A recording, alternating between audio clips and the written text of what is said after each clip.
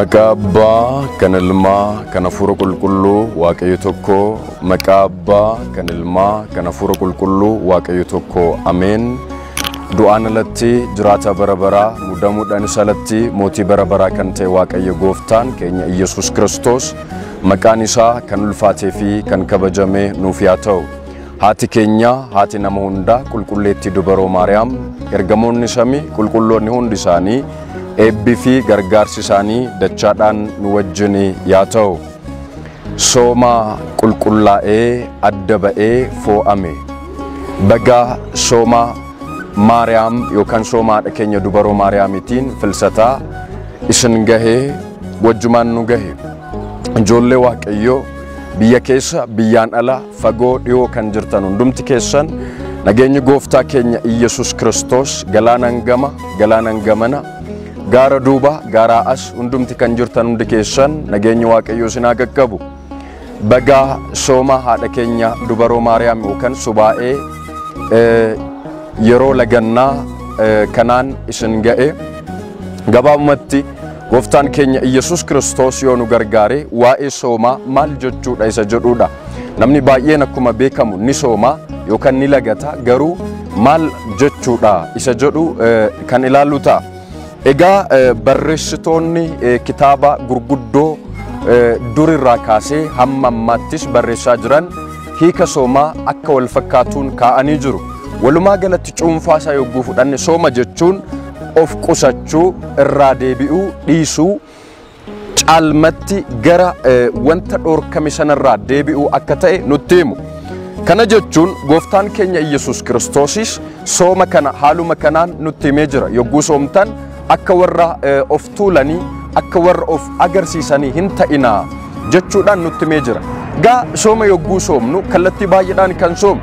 Sooma jechuun waanuma hunda dhiisanii yookaan fedha foonii dhiisanii dagatanii irraa adda ba'anii too kallattii waaqayyoon hin jedheen jiraachuu, kallattii waaqayyoon hin jedheen yookaan waaqayyootti dhiyaachuudhaaf deemsa taasifamu keessaa kaayyoon inni tokkoffaan sooma yookaan lagannaadha.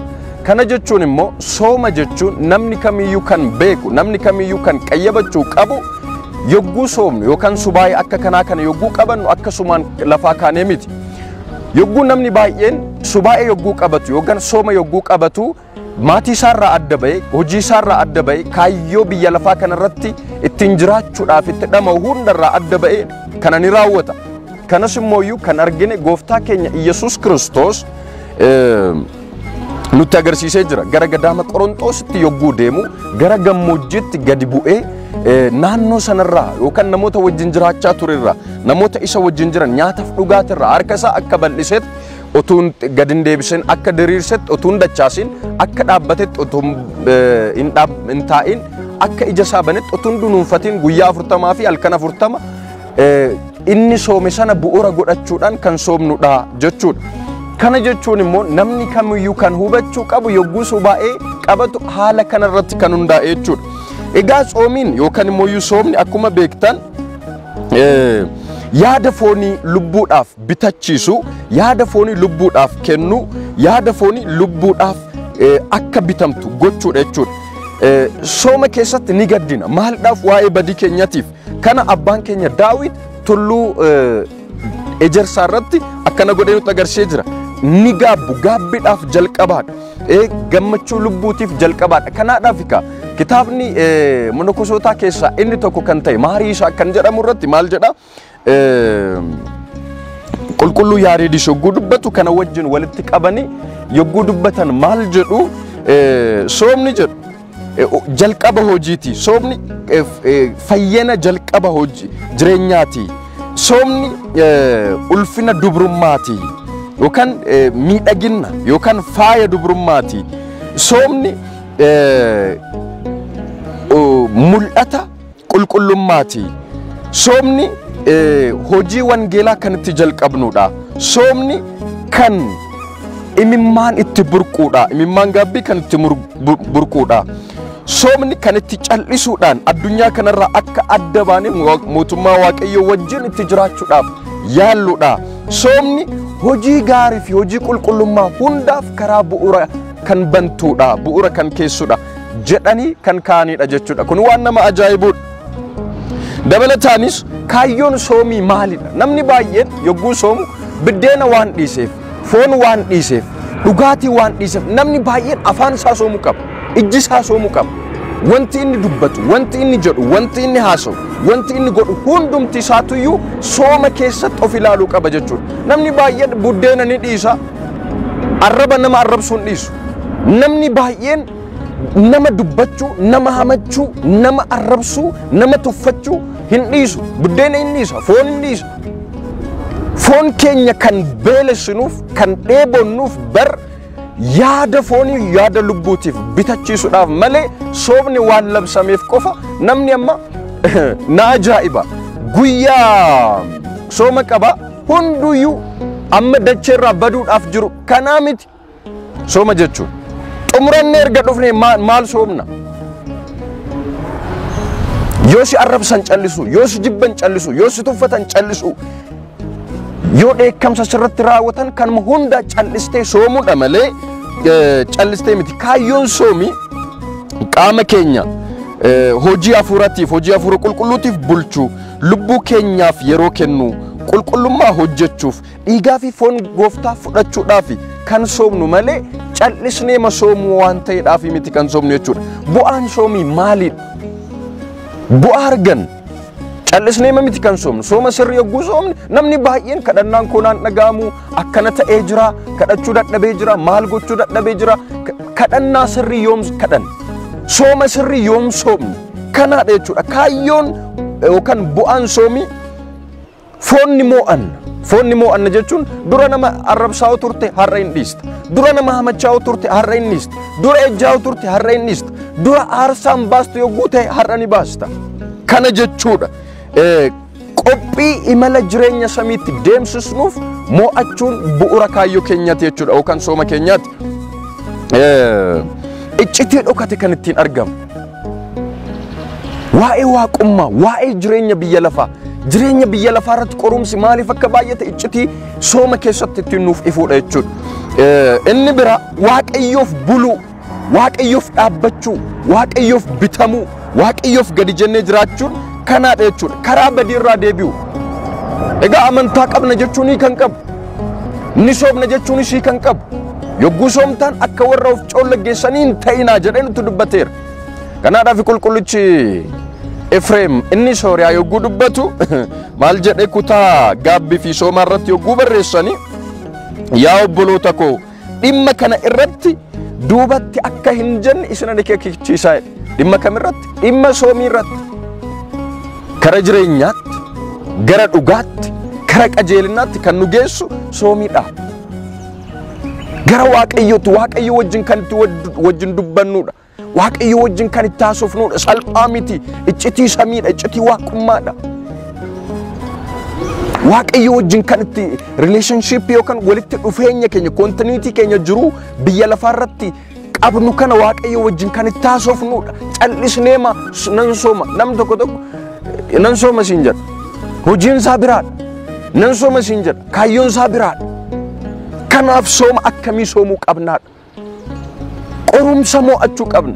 Sooma jechuun sibiratti utuu nyaatan of dhoorku jechuudha. Sibiratti utuu nama arrabsan dhiisaa utuu jechuunidha. Waraana sirratti yogguu labsan dhiisaa yogguu jechuudha. Of qusachuu jechuudha. Kanaadhaaf kan kana jedha. Ammas qulqullichi Efreem Soorichi ittuma dabalee maal jedhee? Yaa obboloota koo amma yeroo qabna. Gaabbii yaa gallu. Gooftaan keenyas kan jedhe yaa dhageenyu nuun jedha.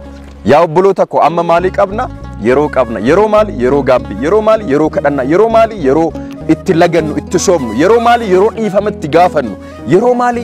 Amma namni tokko hiriyoota isaa of cinaa hunda diinan marfamee jira. Maaliif? Dhiifama hin godhu. Akkamitti kadhata? Akkamitti sooma? Akkamitti gaafii isaadhaaf deebiin deebi'a? Akkamitti gaafii isaadhaaf gara jireenyaatti deebi'uudhaaf yaala?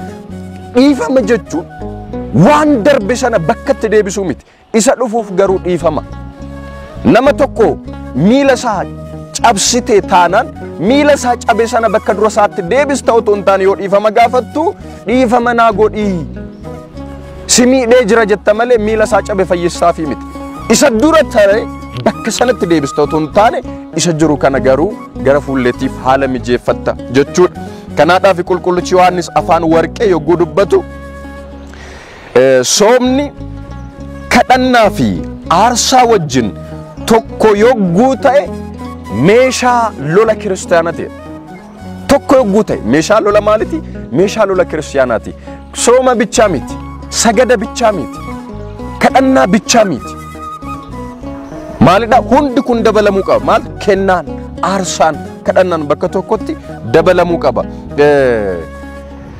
Gululaatii yookaan dura jalqaba seenaa mana kiristaanaa Ortodoksii Tawaahidoo Itoophiyaa kan ta'an Maahiletichi qulqulluu Yaareed yogguu dubbatu maal jedha?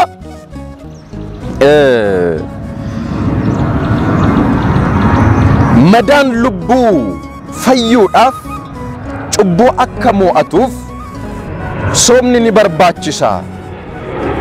Fedha foonii hundumaayyuu irraanfachuudhaan, fedha foonii hundumaa gara duubatti dhiisuudhaan gara soomaatti akka dhaqnuuf abbaan keenya Museenis tulluu Siinaa irratti kanuma godhe nun jedha. Kanuma godhe. Ammas itti deebi'ee maal jedha? Qulqullichi Yaareed keessumattuu kitaaba isaa Tsooma Duggaa isa jedhamu yogguu dubbistan waa'ee soomaa sirriitti dubbata. Akkanadha.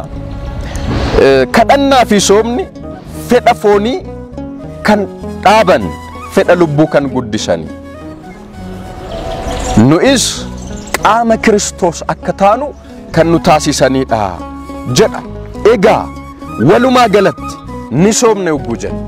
Kitaaba qulqulluu Waaqayyoo jecha abboommi isaatiin ni bulle yogguu taane dursa soomuudhaan duratti diinota keenyaaf dhiifama yaa goonu. Diinota keenyaaf dhiifama yaa laannu.